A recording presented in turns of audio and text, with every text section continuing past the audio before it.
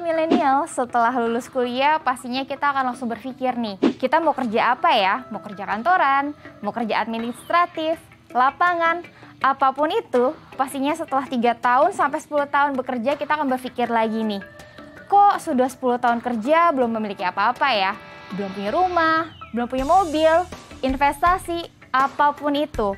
Lalu kita akan sedih nih, selama ini kita kerja sia-sia dong.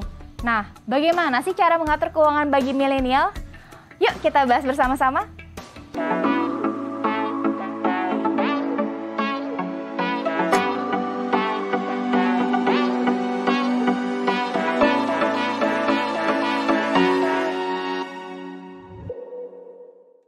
Mulai kapan sebenarnya sobat milenial mengatur keuangan? Apakah sebelum bekerja atau saat pertama kali bekerja?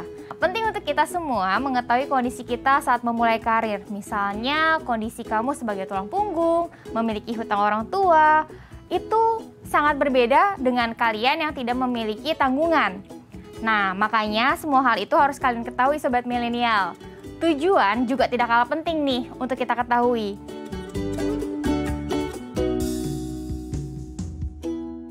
Apakah kamu bekerja hanya untuk menambah pengalaman, ingin mengumpulkan modal usaha, ingin menabung untuk kuliah lagi, ingin membeli rumah, mobil, modal nikah, apapun itu? Saat kalian bisa menjawab 2 pertanyaan ini, kalian pasti bisa menentukan prioritas keuangan kalian. Dengan adanya prioritas, kadar kompromi kita akan terbatas. Bagaimana jika prioritas berubah? Misalnya, awalnya kita ingin menabung untuk S2, namun di tengah jalan kita ingin menikah. Jangan khawatir, alihkan saja prioritas kamu, misalnya untuk modal nikah, modal dana pendidikan anak, dan seterusnya. Yang paling penting adalah pahami kondisi, tentukan tujuan, dan taat pada prioritas. Bagaimana memilih kebutuhan dan keinginan? Apa sih bedanya keinginan dan kebutuhan? Keinginan dan kebutuhan itu sebenarnya sobat milenial pasti sudah tahu apa bedanya. Karena kebutuhan adalah sesuatu hal yang sangat penting dan wajib kita miliki. Kebutuhan setiap orang tentu berbeda dan tidak bisa berpatokan kebutuhan itu hanya sekedar sandang atau pangan. Misalnya saja kita tahu kita semua itu butuh makan. Kita tentu tahu kita bisa kenyang hanya dengan makan misalnya nasi padang, nasi goreng, dan lain-lainnya. Tapi saat kita ingin mengenyangkan perut kita dengan makan di restoran yang mahal, nah itu tidak lagi menjadi sebuah kebutuhan, tapi itu menjadi sebuah keinginan. Sudah terlihat kan perbedaannya? Sobat milenial, perencanaan keuangan adalah hal yang sangat dibutuhkan agar saat usia tidak lagi produktif, sobat milenial sudah memiliki tabungan masa tua. Lalu sebenarnya berapa persen sobat milenial harus menyisihkan uang gaji dalam 1 bulan? Cara perhitungan keuangan idealnya berapa persen sih uang gaji yang perlu kita sisihkan? Untuk apa saja? Misalnya untuk dana darurat, untuk pengeluaran rutin bulanan, untuk orang tua, tabungan, investasi, dan lain-lain. Kalau gajinya 3 juta, 5 juta, 8 juta, bagaimana sih pembagiannya? Pembagian budget yang lumayan terkenal adalah 50, 30, dan 20. Di mana 50 itu untuk kebutuhan primer, seperti rumah, makanan, transportasi. 30 untuk lifestyle kamu seperti donasi, kopi, entertain, dan lain-lain. Dan 20 untuk tabungan ataupun cicilan. Ini adalah gambaran umum yang cukup banyak dipakai. Kembali lagi, kita harus tahu kondisi kita. Misalnya kamu masih single, tinggal di rumah orang tua, dan orang tua ini masih berdaya. Artinya, kebutuhan primer kamu bisa berkurang. Karena kamu tidak perlu bayar kos-kosan, tidak perlu bayar makan, kebutuhan mandi dan lain-lainnya juga sudah disupport. Artinya, kamu bisa geser 20% kebutuhan, 30% lifestyle, dan 50% tabungan. Kondisi seperti ini perlu dimanfaatkan sebaik-baiknya. Jangan geser ke lifestyle ya budgetnya. Ini adalah kondisi paling ideal untuk kamu bisa menabung sebanyak-banyaknya. Hal ini juga berlaku jika ada kenaikan gaji ya. Seharusnya jika gaji naik, alokasi juga harus naik, jangan hanya alokasi lifestyle saja yang naik. Ingatlah, kamu selama ini cukup loh hidup dengan biaya sebelum kenaikan gaji. Saat pandemi seperti ini, ada 2 hal yang sangat penting namun banyak diabaikan, yaitu asuransi dan dana darurat. Sobat milenial yang saat ini berada dalam masa produktif, asetnya paling berharga adalah diri kita sendiri. Karena kita yang bekerja dan mencari uang. Pilihlah asuransi yang sesuai dengan kebutuhan dan kemampuan. Jika di kantor sudah dapat asuransi rawat jalan, kamu tidak perlu lagi buka asuransi rawat jalan. Percayalah, di tengah pandemi seperti ini, uang tabungan kita bisa habis jika harus masuk ke rumah sakit. Nah, karena asuransi ini dicicil, pastinya tidak terlalu membebani dan kita bisa mendapatkan proteksi yang maksimal. Yang kedua adalah dana darurat. Jika kita sudah rajin menabung, jangan taruh semua di tabungan jangka panjang. Kita perlu juga pisahkan dana darurat yang pada umumnya ini adalah 6 kali dari biaya hidup kita. Namun karena pandemi seperti ini, sebenarnya yang paling ideal adalah 9-12 kali biaya hidup kita. Jangan lupa, dana darurat ini juga harus liquid atau dapat ditarik segera. Kamu bisa taruh di bank yang menerima deposito yang bisa dicairkan saat itu juga. Atau kamu bisa punya dana darurat dalam bentuk banknote atau emas. Dana darurat ini bisa dipakai bila kamu tiba-tiba berhenti bekerja, atau ada keluarga yang terkena musibah, atau lainnya yang tidak dapat diprediksikan. Di usia berapa tahun bekerja, idealnya sobat milenial mulai memiliki investasi. Investasi yang seperti apa? Untuk memulai investasi, tidak ada patokan harus di tahun keberapa setelah bekerja. Kita harus benar dulu nih di tahap awal. Mengapa?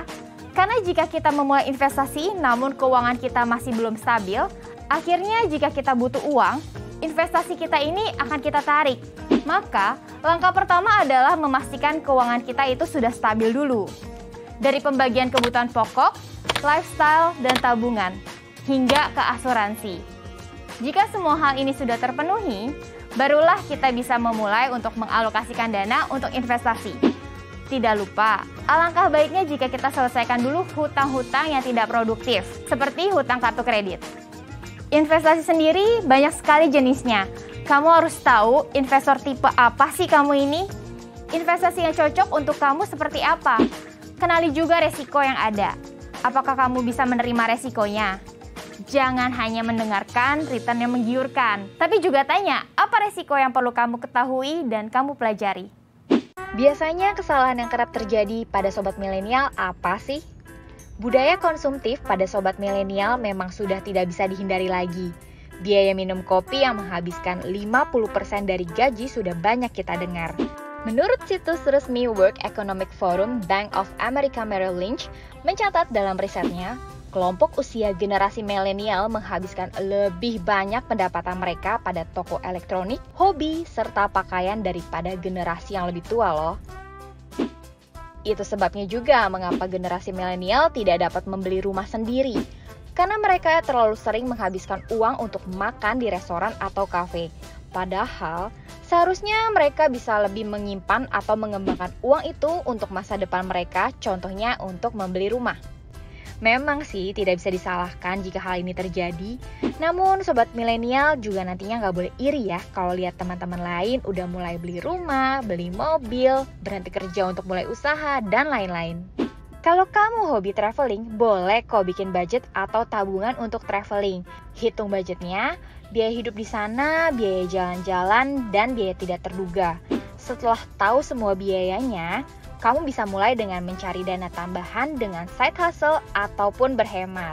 Kalau kamu pilih berhemat, maka kamu bisa pindahkan alokasi makan fancy, minum kopi, dan beli makeup kamu ke budget traveling ini.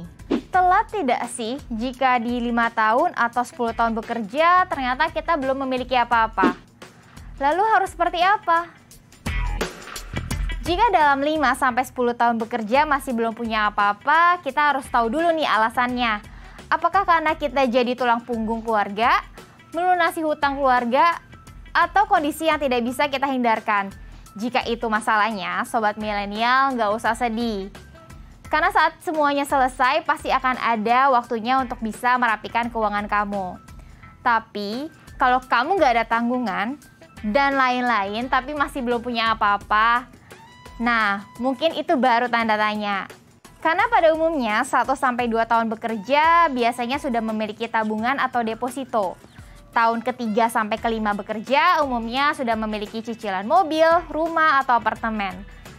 Tahun ke-6 sampai ke-8 bekerja masuk ke tahap persiapan pernikahan, tabungan pendidikan anak, investasi, dan persiapan dana pensiun. Lalu tahun ke-9 sampai ke-10 sudah memiliki investasi, passive income atau modal usaha. Nah, bagaimana kalau kamu belum masuk ke standar tersebut? Jangan khawatir dan gak usah merasa bersaing. Hal yang bisa kita lakukan adalah menentukan tujuan finansial kita.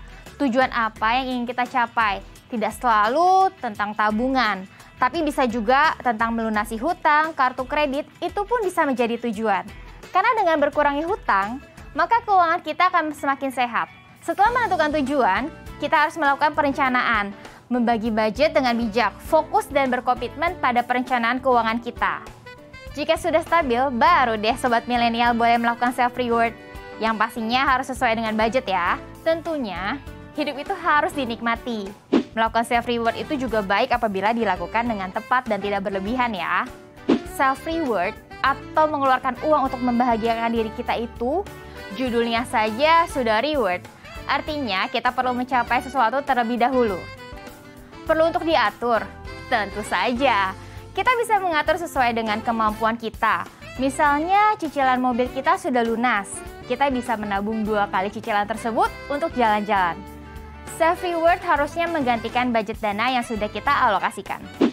Nah, Sobat Milenial, sudah tahu kan apa saja yang harus mulai dilakukan dalam perencanaan keuangan? Mengetahui kondisi keuangan, menetapkan tujuan dan fokus pada tujuan tersebut adalah hal yang harus kita lakukan. Perencanaan keuangan yang benar dapat membantu Sobat Milenial hidup lebih sejahtera.